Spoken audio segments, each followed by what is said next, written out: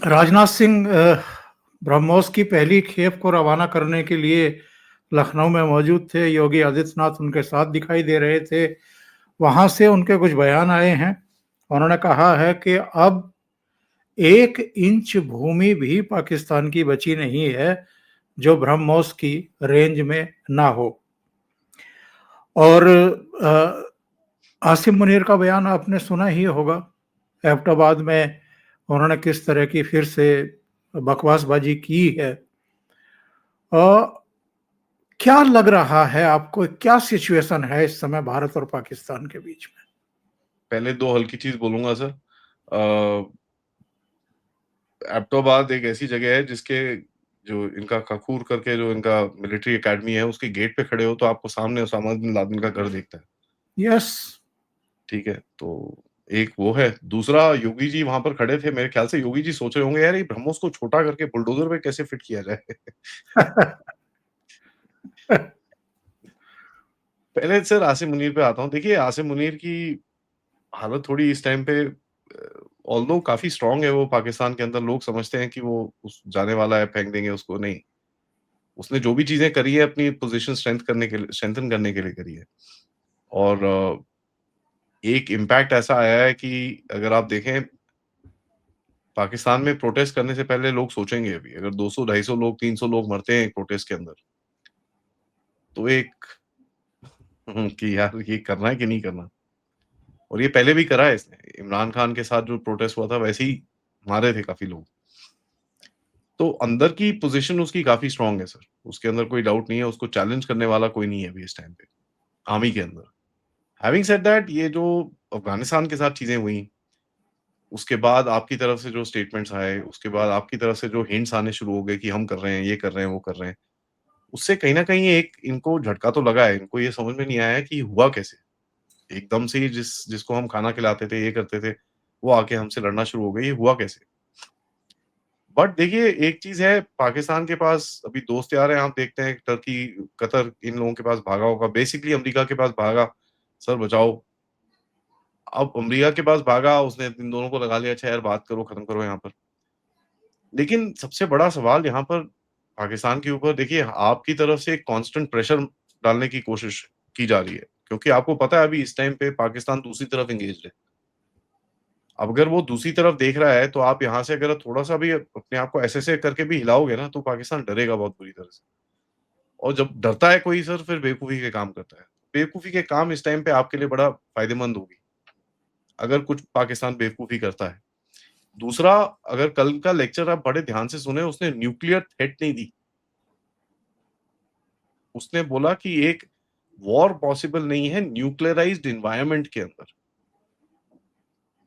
It's not a direct threat, जैसे पहले वो बोलता था कि मैं न्यूक्लियर बॉम्ब मार दूंगा, ये कर दूंगा। उसने अमेरिका में ये चीज बोली है, यहां पर उसने बोला है न्यूक्लियर अम्ब्रेला के नीचे वॉर पॉसिबल नहीं है।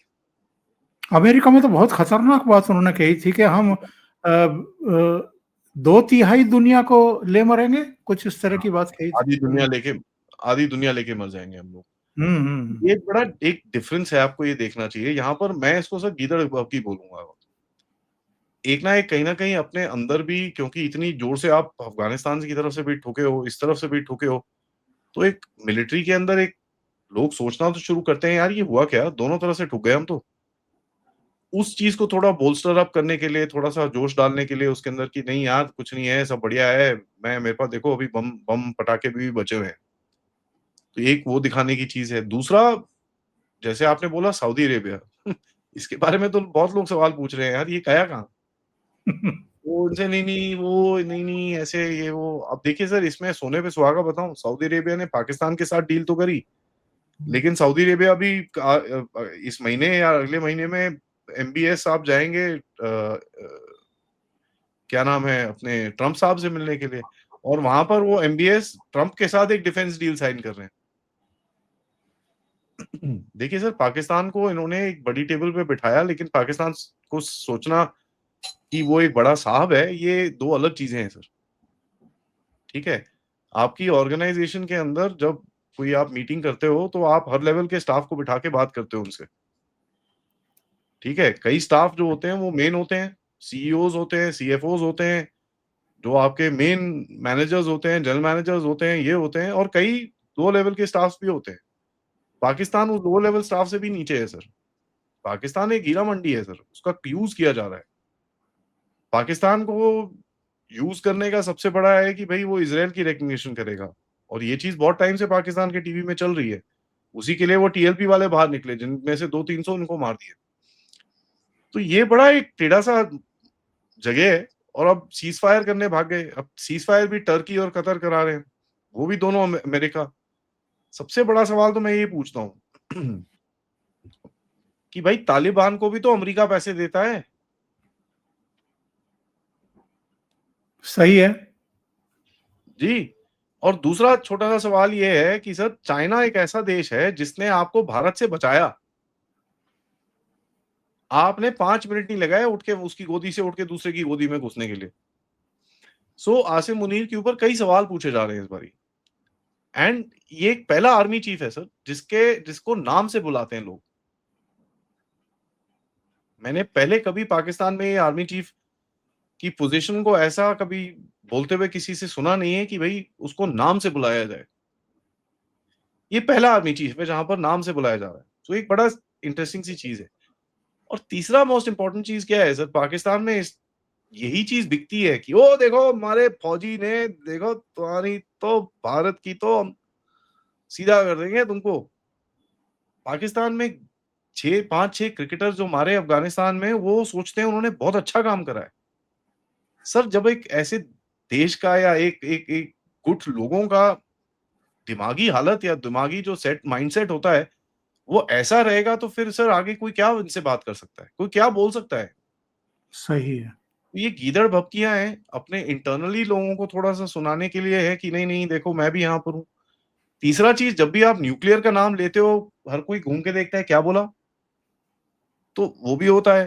तो उसकी तरफ से है कि उसको अभी एक थ्रेट है, और कल जब इसने ये बात करी थी उस टाइम तक सीज़फायर नहीं हुआ था। ठुकाई-पिटाई चल रही थी। तो उसको ये भी एक थ्रेट होगा कि यार ये यहाँ से ठुक रहे हैं, इस तरफ से आ गए तो हम तो गए।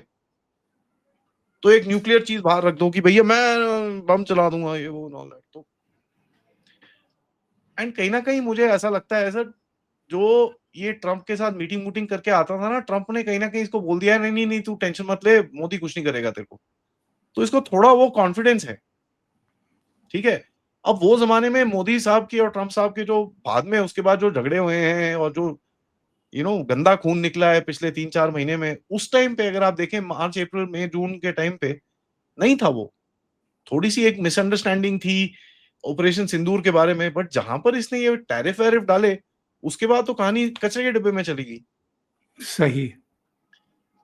तो जून तक, जब तक मोदी साहब और ट्रम्प की बात नहीं हुई थी, वो 17 जून की बात है जब वो उनकी बात हुई थी, तब तक तो ठीक-ठाक था।